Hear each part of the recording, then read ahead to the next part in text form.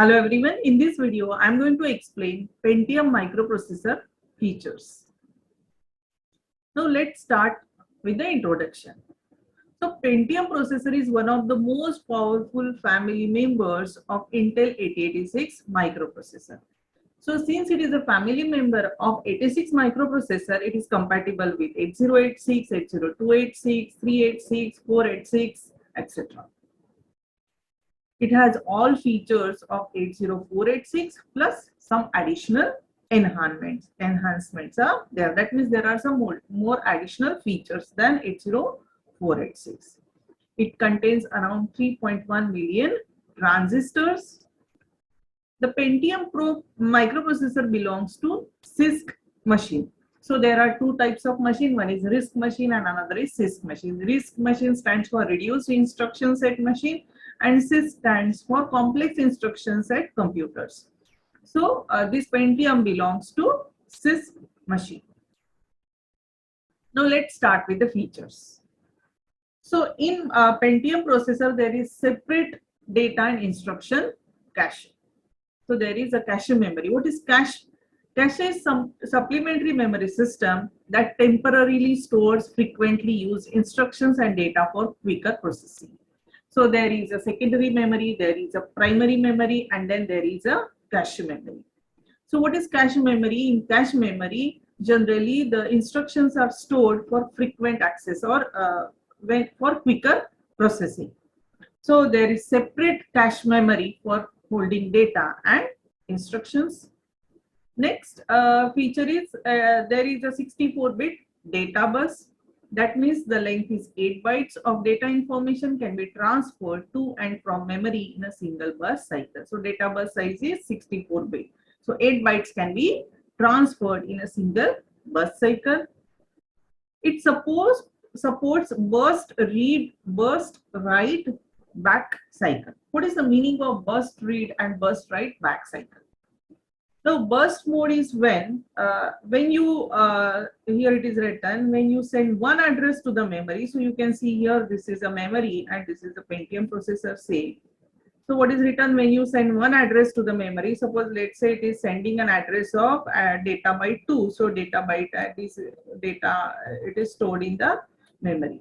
When Pentium sends this one address of data byte 2, what happens? But rather than reading or writing only one data byte from that address, so instead of reading only data byte 2, what it does, it will read write some number of consecutive locations. So it will read or write. Here I am showing you the example of reading. So it will read some consecutive memory location that is known as burst read write mode.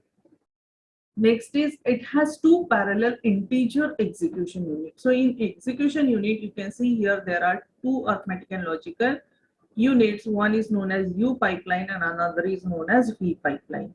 So there are two parallel integer execution units. So there are two execution units for integers. It allows execution of two instructions to be executed simultaneously in a single processor clock. So Pentium can execute two instructions at a time simultaneously. How it happens? Suppose there is instruction 1 and instruction 2. Both will enter parallelly into two separate integer pipeline, that is U and V pipeline. And then the two arithmetic and logical unit will execute two instructions parallelly.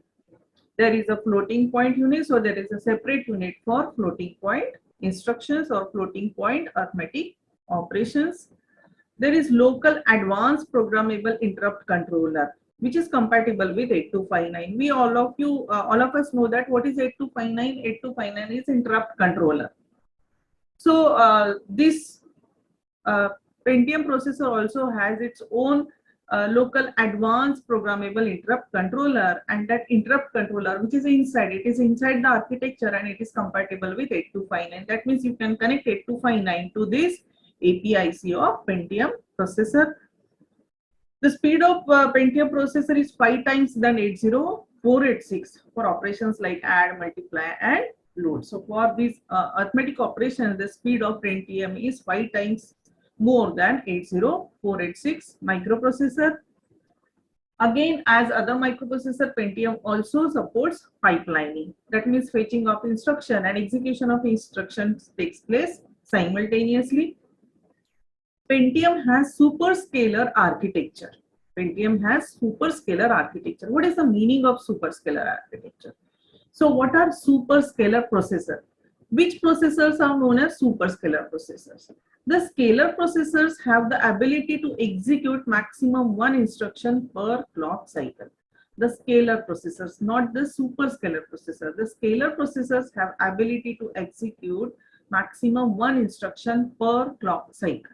Okay, that means they execute one instruction in one clock cycle, and superscalar processor executes two instructions in one clock cycle. So what is superscalar? They execute two instructions, as I shown you in the previous slide, two instructions in one clock cycle. The superscalar processor perform this task. How do they perform this task? By sending multiple instructions to various execution units at the same time. That I have shown you just now. They send two instructions parallelly in two different arithmetic and logical units, and then that two arithmetic and logical units execute two instructions parallelly. So, what is the definition of superscalar processors?